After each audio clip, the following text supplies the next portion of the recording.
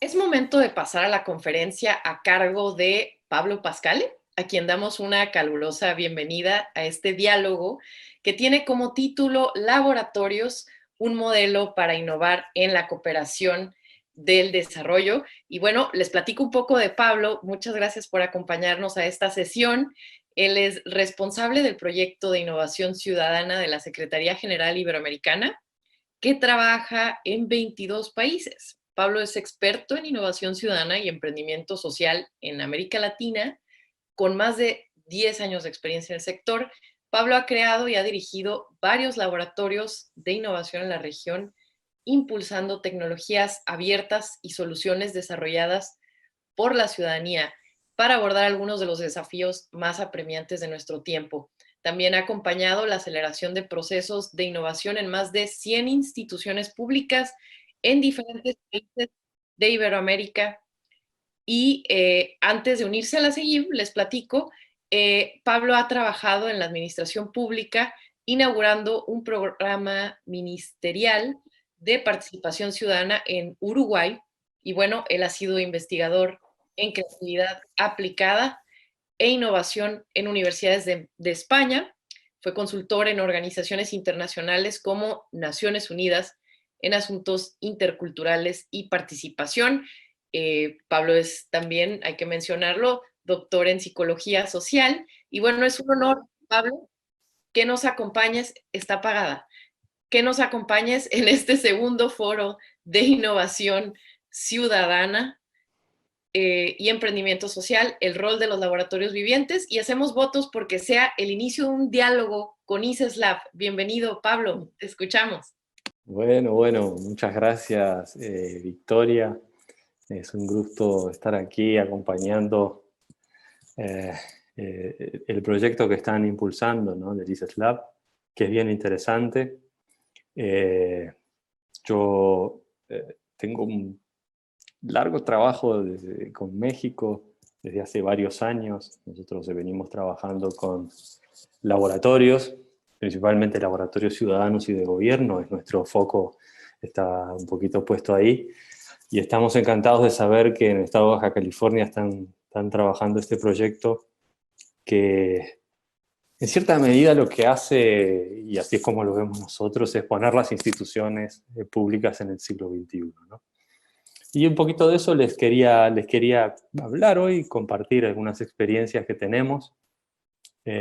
Como bien dijo Victoria, nosotros llevamos el proyecto de innovación ciudadana, el proyecto de innovación ciudadana de la Secretaría General Iberoamericana, que es un organismo internacional e intergubernamental, como dijo Victoria, que trabaja en 22 países. Tenemos muchos proyectos de cooperación internacional al desarrollo, en temas de cultura, economía, conocimiento, cohesión social. Y tenemos este proyecto que es Innovación Ciudadana, que siempre fue como un proyecto extraño en el ámbito de la cooperación internacional. Hablar de laboratorios y cooperación parecían dos mundos bastante diferentes. Hablar de innovación y de cooperación también parecía diferente, pero ya no lo es. Y nosotros hemos podido avanzar un poco en ese tema, ¿no? Lo que más o menos la idea es por qué hoy en día necesitamos laboratorios. Las instituciones necesitan laboratorios, los gobiernos necesitan crear laboratorios, o al menos les parece interesante esto de crear laboratorios. ¿Qué es lo que está sucediendo? ¿Cómo llegamos hasta ahí, verdad?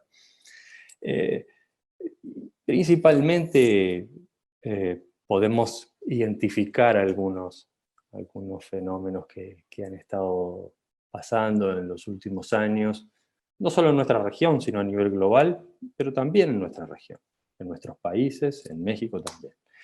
Y es que venimos de un siglo XX donde las instituciones estaban acostumbradas a bajar sus contenidos a la ciudadanía, por decir de alguna forma, ¿verdad? La ciudadanía era receptora de las informaciones, mensajes, contenidos que las instituciones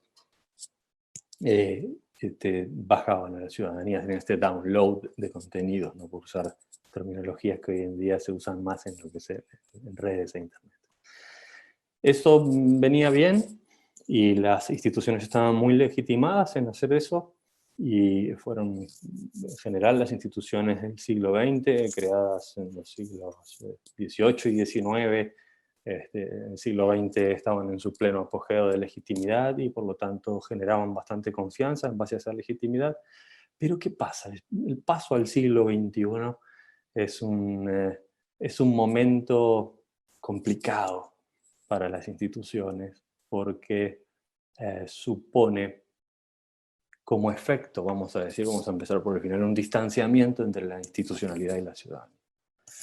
Las instituciones continuaban en su misma lógica, como un poco más lentas, difíciles de incorporar innovaciones, incorporar la digitalización, mientras que la ciudadanía, con el desarrollo de dispositivos, la democratización de Internet,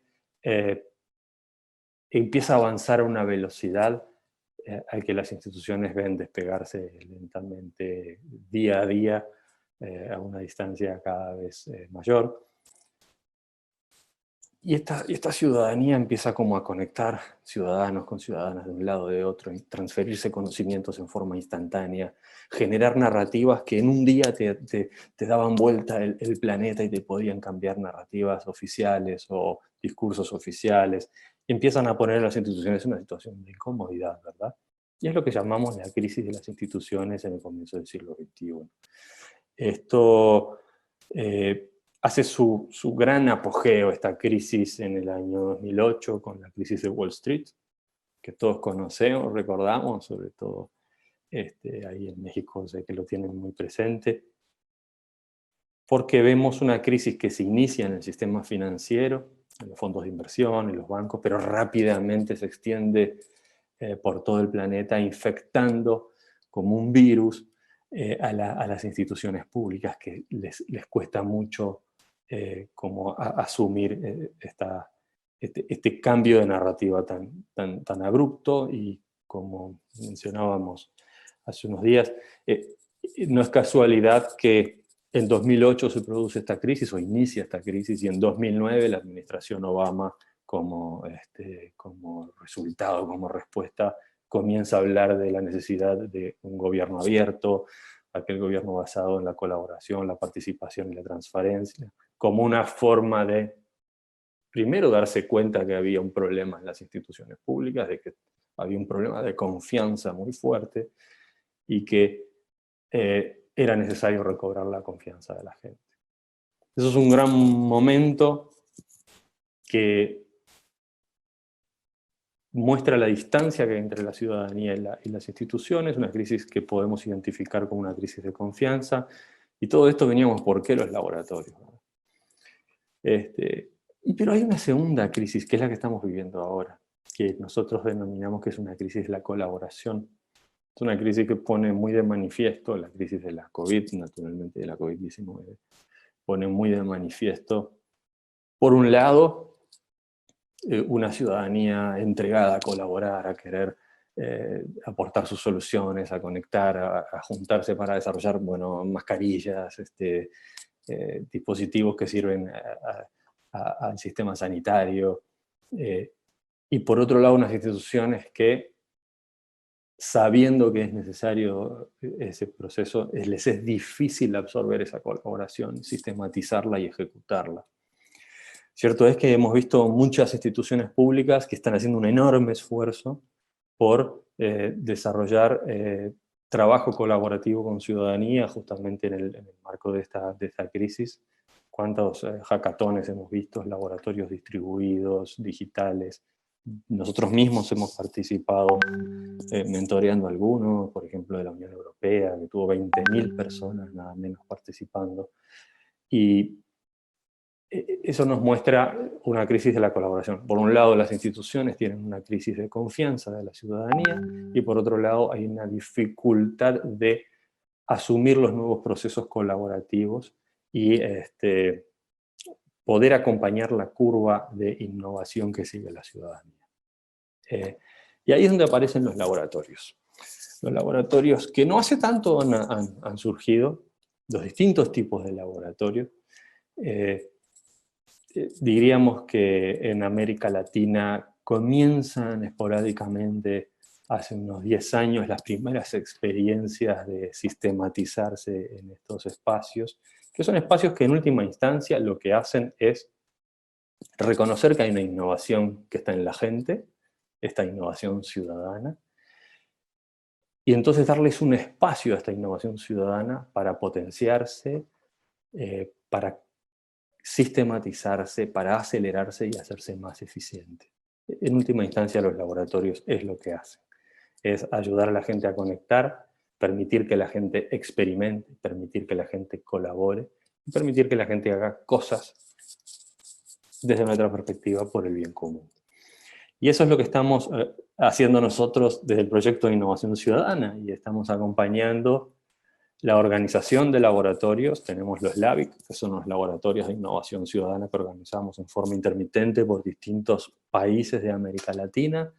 Llevamos 6 laboratorios de este tipo, y son laboratorios que organizamos, por ejemplo, a diferencia de los laboratorios físicos, fijos, que pueden existir en un país, como el CISES que estamos hablando, el ICESLab. Estos son laboratorios que duran 15 días y donde logramos reunir a personas de distintos países a prototipar proyectos para alguna causa, para algún tema.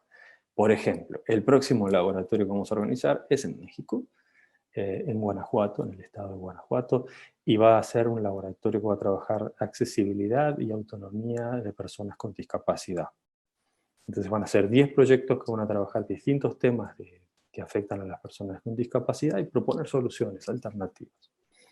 Entonces, yo sin ir más lejos, miren, para no atormentar a todo el mundo, les voy a poner un videíto donde va a mostrar un poquito lo que hacemos en innovación ciudadana. Lo que a mí me llevaría 20 minutos contar, lo voy a contar en 1 minuto 40 con este video y luego retomamos.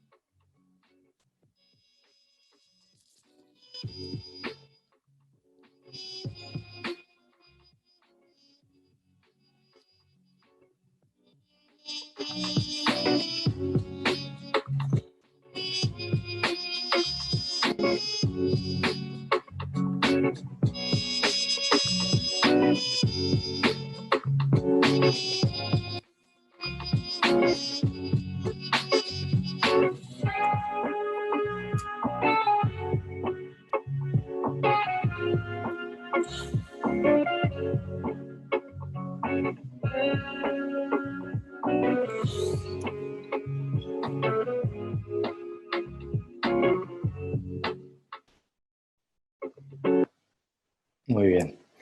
Espero que se esté saliendo todo bien, que se haya visto el vídeo. Entonces, como les contaba, nosotros organizamos estos laboratorios que se llaman LABIC, Laboratorios de Innovación Ciudadana, pero también hacemos otras cosas. Acompañamos la instalación de laboratorios fijos en las ciudades y países de Iberoamérica. Ya 15 laboratorios han sido instalados y tenemos una red de 37 actualmente, que es la Red Iberoamericana de Laboratorios Ciudadanos y de Gobierno. Y también mapeamos la innovación ciudadana. Ahí aparecía en el vídeo, tenemos el mapa Civics de la innovación ciudadana. ¿Por qué es importante mapear la innovación ciudadana? Porque es un tipo de innovación, son iniciativas que están sucediendo en nuestras ciudades y de la que difícilmente las instituciones tengan conocimiento. Nosotros decimos que es una innovación que muchas veces pasa por debajo del radar de las instituciones inadvertida. porque por su propia naturaleza la innovación ciudadana tiende a ser una innovación independiente de las instituciones. No se enfrenta, no se pelea con las instituciones, simplemente es la gente que se reúne y colabora para hacer cosas. Entonces es muy importante no solo mapearla, que las ciudades sepan qué está aconteciendo. Ya tenemos un mapa que tiene 47 ciudades mapeadas en América, más de 5.000 iniciativas. Y es muy importante para las administraciones públicas, y más cuando toman la decisión de desarrollar un laboratorio ciudadano o laboratorio de gobierno. Es muy importante saber qué está pasando en mi ciudad, qué está pasando en términos de género, de economías colaborativas, de nuevas formas de aprendizaje y educación, soluciones que los propios ciudadanos están dando a los desafíos que enfrentan. Pablo, y por otra parte, perdón que te interrumpa, creo que No. un factor interesante dentro de ese mapeo y de esos es ubicar a esos agentes. Hablamos mucho en el ámbito del emprendimiento de este concepto anglo que tiene que ver con el networking o con la creación de redes, pero en realidad el territorio en la innovación ciudadana yo creo que tiene un papel fundamental, porque como bien dices, habla de la descentralización, que muchas de esas iniciativas no están en las cabeceras municipales, están de hecho alejadas simbólicamente y territorialmente. Ahí creo que hay un espacio muy interesante dentro de la innovación ciudadana que tiene que ver con esa interacción entre territorios y entre agentes, Pablo. Absolutamente. Qué bueno escucharte, Victoria, me estaba sintiendo solo. Exactamente, es como tú dices. Y qué importante es poder aprovechar esa innovación ciudadana, ¿no? Y por eso es muy importante el desarrollo de estas nuevas instituciones del siglo XXI, que son los laboratorios ciudadanos, como el que están desarrollando ustedes. Porque uno puede llegar a los territorios a donde están aconteciendo las cosas y generar ese encuentro de saberes entre los expertos, ciudadanos que quieren colaborar y los propios ciudadanos que están experimentando los desafíos. Nosotros siempre hemos ido, bueno, siempre no, hemos ido trabajando cada vez más la innovación en y desde el territorio, en colaboración y desde los territorios. Mira, el primer laboratorio que hicimos en 2014, que fue en Veracruz, en el marco de una cumbre de jefes de Estado, las personas que vinieron a colaborar de más de 15 países, no se nos había ocurrido esto de trabajar en los territorios y con los propios afectados. Entonces teníamos proyectos muy buenos y que, como era costumbre en muchos laboratorios, era trabajar dentro del laboratorio. Al final, terminados los talleres y toda la actividad, los propios participantes nos dijeron que echaron en falta conectar con la gente de Veracruz, con la gente de la ciudad, las que estaba experimentando los problemas que los proyectos buscaban resolver. Y algo que ahora parece muy evidente, en 2014 no lo era tanto. Y más en América Latina, creo que es una cosa que es mucho más fuerte que, por ejemplo, en Europa, ¿no? La necesidad de conectar con la territorialidad, con lo que está sucediendo en terreno. Y, por Y otro, perdón sí, que te interrumpa no, nuevamente, buenísimo. yo creo que la Secretaría General Iberoamericana ha creado de alguna forma una escuela porque ha hecho una red de redes en Iberoamérica y estos conceptos en realidad, mucho de la construcción de todas estas experiencias que ha sido en clave de innovación abierta, con metodologías abiertas, pues ustedes creo que son una referencia definitiva en esto y es gran parte de por qué nosotros estamos abriendo este laboratorio en realidad, Pablo. Quiero agradecer muchísimo tu participación.